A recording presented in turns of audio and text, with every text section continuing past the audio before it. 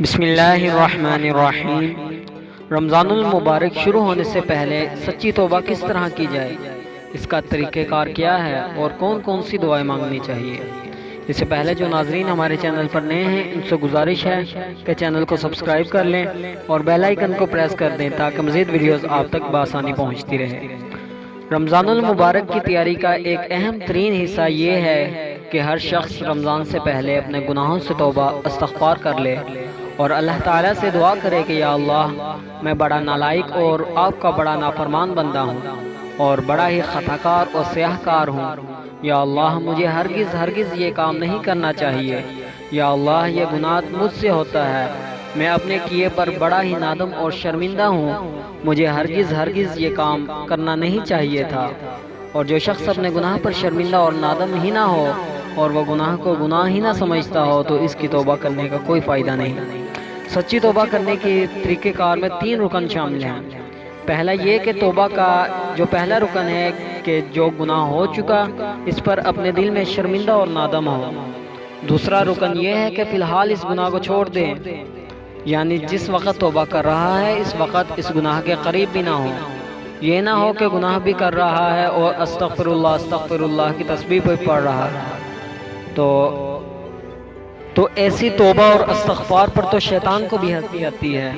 ہاتھ میں تسبیح، زبان پر توبہ اور دل ذوق گناہ پر ہے، تو ایسی توبہ پر گناہ بھی ہنستا ہے کہ یہ کیسا مذاق کر رہا ہے، یہ کیسی توبہ کر رہا ہے۔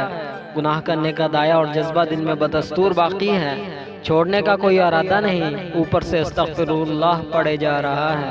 تو ایسی توبہ و استغفار سے کیا ہوتا ہے؟ ایسی توبہ سے اس کے مقصد میں تو کوئی خلل نہیں آتا۔ لہذا توبہ کا دوسرا رکن یہی ہے کہ فی الحال اس گناہ کو چھوڑ دیں اور ترک کر دیں۔ اور تیسرا رکن یہ ہے کہ اپنے دل میں آئندہ گناہ نہ کرنے کا پکا عہد بھی کریں،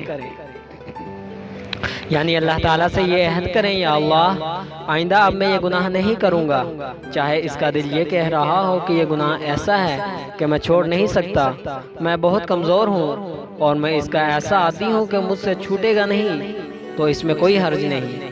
اگر اس وقت چھوڑ کر آئندہ نہ کرنے کا دل میں ارادہ کر لیں اور پھر اس کے ساتھ ساتھ اللہ تعالیٰ سے یہ دعا بھی کریں، وہی بچنے کی توفیق دینے والا ہے، وہی اعمال صالح کی توفیق دینے والا ہے، تو ان سے یہ عرض کریں کہ یا اللہ، یہ گناہ ایسا ہے کہ عرض تو کر رہا ہوں کہ آئندہ نہیں کروں گا، لیکن آپ میری ہر چیز سے واقف ہیں، میں تو بڑا ہی نالائق ہوں اور میں تو اس کا عادی بن چکا ہوں۔ یا اللہ، مجھے تو نہیں لگتا کہ میں بچ سکوں گا جب تک آپ کی مدد شامل حال نہ ہو، لہٰذا میں آپ سے درخواست کرتا ہوں کہ آپ میری مدد فرمائیں اور ایسی مدد فرمائیں کہ یہ گناہ مجھ سے ہمیشہ کے لیے چھوٹ جائے۔ بس جس وقت آپ یہ دعا کریں گے تو یقیناً اللہ تعالیٰ کی مدد آپ کے لیے شامل حال ہوگی، پھر انشاءاللہ دیکھیے گا کہ چند دن بعد ہی اس گناہ سے بچنا کیسے آسان ہو جائے گا۔